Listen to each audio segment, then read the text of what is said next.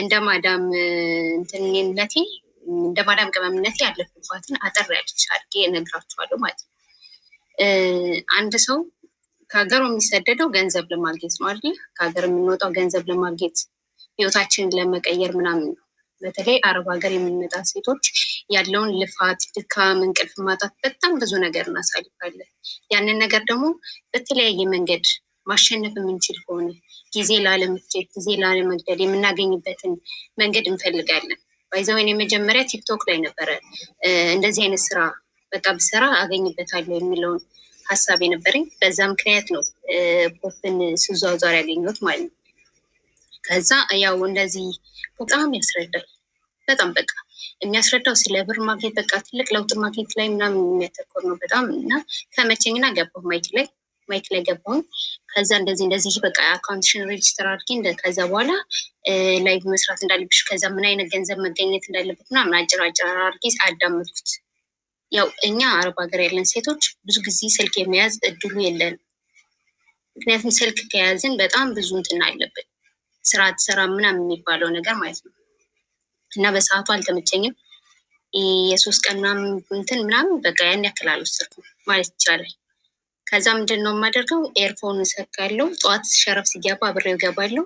ኤርፎን አድጌ ስልኬን በጀርባ ደብቄ ስለ ስራው ምንድን ነው ምን ብሰራ ነው የምንለወጥበት፣ ምንድን ነው መስራት ያለብን የሚለውን ከእሱ ጋር አብሬ ሙሉ ቀን እውላለሁ። ሸረፍ በዛ ሰዓት ጠዋት የገባ እስከ ማታ ነበር። በመሀል እንደ ውሃ ጠጣ ምናምን ተብሎ እየተጻፈለት ሁላ ነበር የሚሰራው። ዛሬ ላይ እንደዚህ የሆነው ሸረፍ በዛ ሰዓት እንዴት እንደነበር እኛ አብረን የነበር ነው እናውቃለን። ከዛ ሙሉ ቀን አብሬው አዳምጣለሁ። ከዛ በኋላ ምንድን ነው የማደርገው? ላይቭ የሚሰራበት ሰዓት በጣም ጠባብ ነው። ቢያንስ እኔ በዛ ሰዓት ጠዋት 11 ሰዓት ተነስቼ ሙሉ ቀን ስራ ውዬ ማታ 6 ሰዓት ላይ ልክ አሁን በምታውቁ ሰዓት ማለት ነው። ከዚህ ሰዓት በኋላ ነው ላይቭ ገብቼ እንደገና ሰዎች ላይ የሚሰራ ነበር። ተመቻችቶልኝ ወይ ደግሞ እንደፈለጉ ቡና እየጠጣ ቁጭ ብዬ ምናምን አይደለም። አብዛኛውን ሰው እኔን የሚያገኝ ላይቭ ላይ ወይ ምግብ እየሰራው ወይ ልብስ እየተኮስኩ ምናምን ነው። በዛ ሰዓት የነበሩ ሰዎች በጣም የሚያበረታቱ የሸረፍ ልጆች የነበሩ በጣም የማደንቃቸው እነ ሙሐመድ እነ ቅዱሴ ምናምን ነበሩ በቃ። እና በዛ መሀል ባለች ሰዓት ሰዎች ራሱ በዛ ሰዓት ቤተሰብ ራሱ አልደውልም፣ ቤተሰብ ጋር አላወራም። ትኩረቴ ሙሉ በሙሉ ምንድነው ጊዜ ማሳጠር ፈልጋለሁ። አረብ ሀገር የምሰራበትን 6 ዓመት የምሰራ ከሆነ መቼም አሁን እዚህ ሀገር ተሰርቶ ቤት ለመስራት መሬት ለመግዛት ምናምን ሲባል ያቁታል። አረብ ሀገር 6 ዓመት 10 ዓመት ምናምን በጣም ቆይተው ይሄ ነገር የተሳካላቸው ሰዎች አሉ። ያንን ጊዜ አጭር ጊዜ ማድረግ እፈልጋለሁ። እና በዛ ሰዓት ሌሊት እየገባሁ ከ6 ሰዓት እስከ 9 ሰዓት ከ9 ሰዓት ተኝቼ 3 ሰዓት ወይም 4 ሰዓት ነው እንቅልፍ ሰዓት የነበረው። 3 ሰዓት 4 ሰዓት ተኝቼ ጠዋት ስነሳ ብታኝ በቃ ሰካራ መስዬ ነው በቃ እየተንገዳገርኩ ወደ ስራ የምገባ ነበር።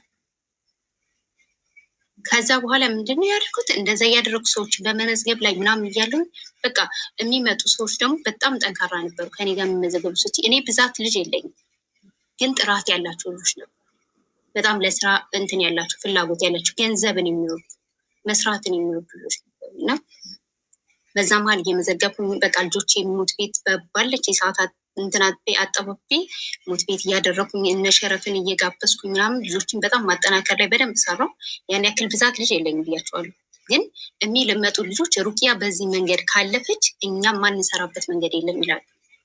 ምክንያቱም ያዩኛል ምን አይነት ተጽዕኖ ላይ ሁኚ እንትን እንደም ባይዘው እኔ ቤተሰቤ ማለት ነው ሱፐር ኤጀንት እስከምገባ ድረስ እኔ የልጆች እናት ዳራለሁ። ቤተሰቤ ሙሉ አያውቅም እንደዚህ አይነት ስራ እንደምሰራ። ሲደውሉልኝ ስራ ቢዚ ነኝ። ምክንያቱም ቤተሰብ ራሱ የሚፈጥርባችሁ ተጽዕኖ አለ። እንዴ ከማዳማችሁ ጋር ትጣሉ፣ አይ እዚህ ስልክ ላይ ተቀምጠሽ ነው ይሄንን ለውጥ ያመጣል አይሏችሁም ቤተሰብ። ምክንያቱም አይረዱችም፣ ካላዩ አይረዱም። ግን የመጀመሪያ ወደ 60 ሺህ ብር ምናምን ገንዘብ እንደዚህ አውጥቼ ስልክ ከዚህ ፕላትፎርም መሆኑ ስነግራችሁ በቃ እየገዛ ባለቤቴ በቃ በጣም ሞቲቬት ያደርገኛል። በቃ መስራት አለብሽ፣ አይዞሽ፣ በርቺ፣ አግዝሻለሁ፣ እንደዚህ ጠንክሪ ምናምን።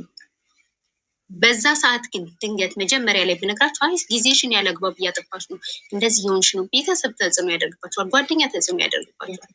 እንደማታውቁት የፖፖ ቤተሰብ እኮ በጣም እንዲህ እህት ወንድም በሉት ሲያበረታታችሁ። እኔ በጣም ሞቲቬት የሚያደርጉ በጣም የሚያበረታታኝ እሱ ነበር። ማድረግ አለብሽ፣ መስራት አለብሽ፣ መጠንከር አለብሽ፣ በቃ ይሳካል ምናምን እና በቃ 6 ወር ደከምኩ። 6 ወር ልበላችሁ፣ 6 ወር ስላችሁ ግን ሱፐር ኤጀንት የሆንኩ በ4 ወሬ ኤጀንት ሁኜ መስራት ከጀመርኩ በ4 ወሬ። ከዛ በኋላ ምንድን ነው ያደረኩ? ቀጥታ የሚያገኘውን ገንዘብ በቃ ማውጣት ያለብኝ ቦታ ላይ አላማዬ ምንድን ነበር? የመጣሁበት ከሀገር ያስወጣኝ ቤት መስራት ነበር አላማዬ ማለት ነው። አረብ ሀገር የምትሰሩ ልጆች በአረብ ሀገር ሰርታችሁ ስንት ጊዜ እንደሚፈጅባችሁ ታውቃላችሁ። እኔ ግን በ2 ዓመት ቤት ሰርቼ ይጨርሻል። ቦታ ገዝቼ ቤት ሰርቼ ይጨርሻል።